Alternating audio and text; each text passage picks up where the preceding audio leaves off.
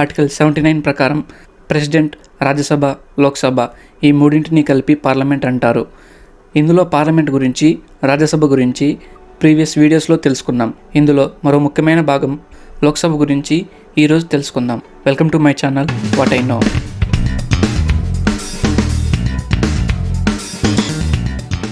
Article 81 Lok Sabha గురించి తెలియజేస్తుంది. లోక్సభను దిగువ సభ, తాత్కాలిక సభ, ప్రజాప్రతినిధుల సభ, house of people, house of representatives అని పలు రకాల పేర్లతో పిలుస్తారు. లోక్సభ మొత్తం సీట్ల capacity 552. Present field seats 543. Article 331 ప్రకారం 1952 నుంచి 2020 వరకు 2 సీట్స్ ఆంగ్లో ఇండియన్స్కి కేటాయించేవారు. వీరిని ప్రెసిడెంట్ నామినేట్ చేసేవారు. కానీ ఆంగ్లో ఇండియన్స్ జనాభా సంఖ్య తగ్గిపోవడం కారణంగా 104th కాన్స్టిట్యూషనల్ అమెండ్మెంట్ యాక్ట్ 2019 ప్రకారం ఆంగ్లో ఇండియన్స్కు రిజర్వేషన్ తీసివేయడం జరిగింది. లోక్సభకు ఎన్నిక అవ్వాలంటే ఉండాల్సిన అర్హతలను ఇప్పుడు చూద్దాం. భారతదేశ పౌరుడై ఉండాలి.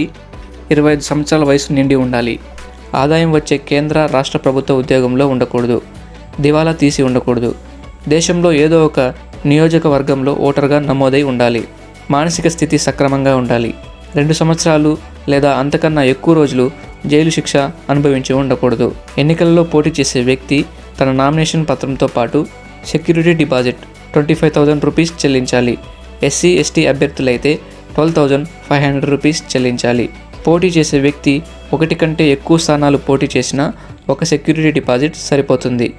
నామినేషన్ పత్రంతో పాటు అభ్యర్థి తన ఆస్తులు, అప్పులు, నేర చరిత్ర, వైవాహిక వివరాలను అఫిడవిట్ రూపంలో సమర్పించాలి. లోక్సభ సభ్యుని పదవీ కాలం 5 సంవత్సరాలు. లోక్సభలో మొత్తం 4 టైప్స్ ఆఫ్ స్పీకర్స్ ఉంటారు. Pro tem speaker, speaker, deputy speaker, panel speaker. ఇప్పుడు వీరి గురించి తెలుసుకుందాం. మొదటగా ప్రోటెం స్పీకర్. ప్రోటెం స్పీకర్ను టెంపరరీ స్పీకర్ అని కూడా పిలుస్తారు. ఇది రాజ్యాంగబద్ధమైన పదవి కాదు. జనరల్ ఎలక్షన్స్ తర్వాత కొత్త లోక్సభ ఏర్పడినప్పుడు మొదటి సమావేశానికి అధ్యక్షత వహించేందుకు లోక్సభలో సీనియర్ మెంబర్ని ప్రోటెం స్పీకర్గా ప్రెసిడెంట్ నామినేట్ చేస్తారు. కొత్తగా ఎన్నికైన సభ్యుల చేత ప్రమాణ స్వీకారం చేపించడం ప్రోటెం స్పీకర్ యొక్క ప్రధాన విధి. లోక్సభ సభ్యులందరూ కలిసి స్పీకర్ని ఎన్నుకున్న తర్వాత ప్రోటెం స్పీకర్ పదవీకాలం ముగుస్తుంది. Next speaker. లోక్సభ సభ్యులందరూ కలిసి స్పీకర్ని ఎన్నుకుంటారు. స్పీకర్ పదవి యొక్క స్థాయి సుప్రీంకోర్టు ప్రధాన న్యాయమూర్తితో సమానంగా ఉంటుంది. స్పీకర్ లోక్సభ సమావేశాలకు అధ్యక్షత వహిస్తాడు. లోక్సభ సమావేశాలు సజావుగా, శాంతియుతంగా జరిగేలా చూస్తారు. సభ యొక్క నియమాలను, సాంప్రదాయాలను అమలు చేస్తారు.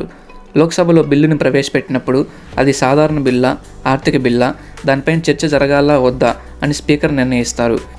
బిల్లుపై చర్చించడానికి అధికార, ప్రతిపక్షాల సభ్యులకు తగిన సమయాన్ని కేటాయిస్తారు మరియు బిల్లుపై ఓటింగ్ నిర్వహించి ఫలితాలను ప్రకటిస్తారు.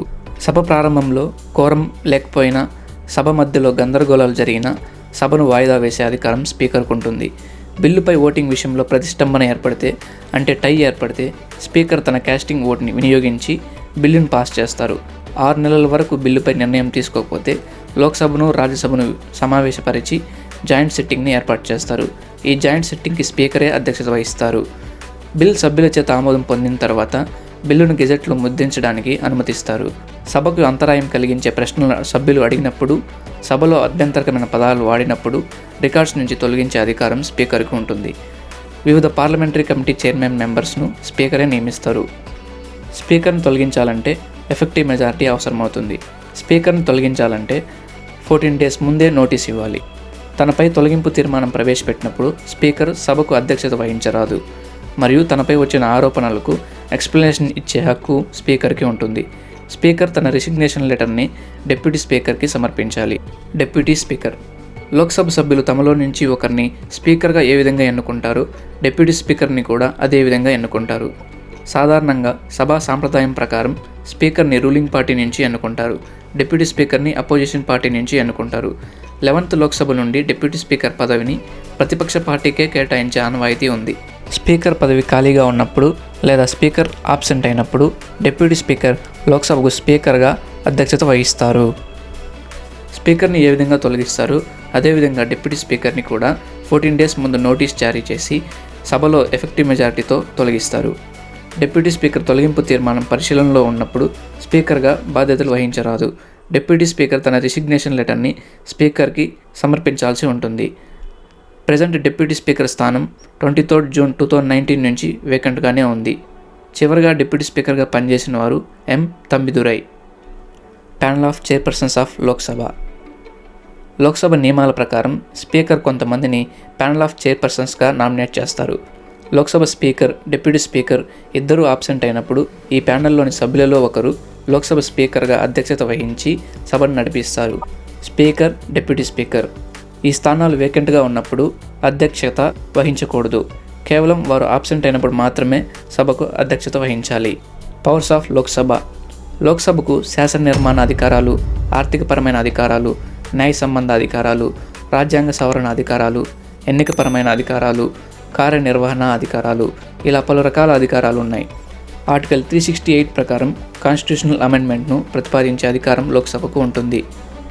ఆర్టికల్ 169 ప్రకారం స్టేట్ లెజిస్లేటివ్ కౌన్సిల్ను ఏర్పాటు చేయాలన్నా రద్దు చేయాలన్నా లోక్సభకు అధికారం ఉంది. President, vice president, supreme court, high court జడ్జెస్ను, కాగ్, యూపీఎస్సీ చైర్మన్ మొదలగు వారిని తొలగించే విషయంలో లోక్సభకు అధికారం ఉంటుంది. మనీ బిల్, ఫైనాన్షియల్ బిల్కి సంబంధించి రాజ్యసభతో పోలిస్తే లోక్సభకే ఎక్కువ అధికారాలు ఉన్నాయి. ఈ బిల్స్ను మొదట లోక్సభలోనే ప్రవేశపెట్టాలి, తర్వాత రాజ్యసభకు పంపించాలి. ఈ బిల్స్ను రిజెక్ట్ చేసే అధికారం రాజ్యసభకు లేదు. సాధారణంగా లోక్సభ పదవీ కాలం 5 సంవత్సరాలు. లోక్సభ పదవీ కాలాన్ని జాతీయ అత్యవసర పరిస్థితిలో 1 సంవత్సరం చొప్పున ఎంతకాలమైనా పొడిగించవచ్చు మరియు లోక్సభను ఎప్పుడైనా రద్దు చేయవచ్చు. ప్రైమ్ మినిస్టర్ రాజీనామా చేస్తే మొత్తం మంత్రిమండలి రాజీనామా చేసినట్టే. ఇప్పుడు కొన్ని అడిషనల్ పాయింట్స్ చూద్దాం. లోక్సభ స్థానాల సంఖ్య ఆయా రాష్ట్రాల జనాభాపై ఆధారపడి ఉంటుంది. లోక్సభలో ఎక్కువ స్థానాలు కలిగిన రాష్ట్రాలు: ఉత్తరప్రదేశ్ 80, మహారాష్ట్ర 48, వెస్ట్ బెంగాల్ 42, బీహార్ 40, తమిళనాడు 39, మన ఆంధ్రప్రదేశ్ 25, తెలంగాణ 17. అదేవిధంగా తక్కువ స్థానాలు కలిగిన రాష్ట్రాలు అరుణాచల్ ప్రదేశ్, గోవా, మణిపూర్, మేఘాలయ, త్రిపుర. ఈ రాష్ట్రాలన్నీ 2 సీట్లను కలిగి ఉన్నాయి. మిజోరాం, నాగాలాండ్, సిక్కిం ఇవి ఒక్కొక్క స్థానాన్ని కలిగి ఉన్నాయి. 84th కాన్స్టిట్యూషనల్ అమెండ్మెంట్ యాక్ట్ 2001 ప్రకారం లోక్సభ స్థానాల సంఖ్యను 25 ఇయర్స్ పాటు పెంచడానికి వీల్లేదు. అంటే 2026 వరకు ఈ సీట్లను పెంచడానికి వీల్లేదు. పాత పార్లమెంట్ బిల్డింగ్ కట్టి దాదాపు 100 ఏళ్ళు పూర్తవుతూ ఉంది.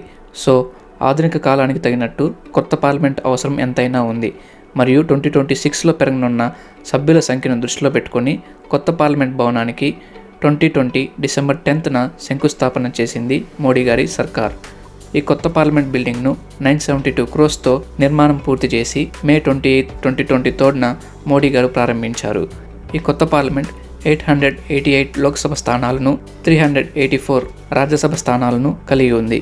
పార్లమెంటుకు సంబంధించిన సబ్జెక్టులో పార్లమెంట్ గురించి, రాజ్యసభ గురించి, లోక్సభ గురించి తెలుసుకుందాం. నెక్స్ట్ వీడియోలో రాజ్యసభకు, లోక్సభకు మధ్య గల డిఫరెన్సెస్ గురించి తెలుసుకుందాం. Thank you for watching our video.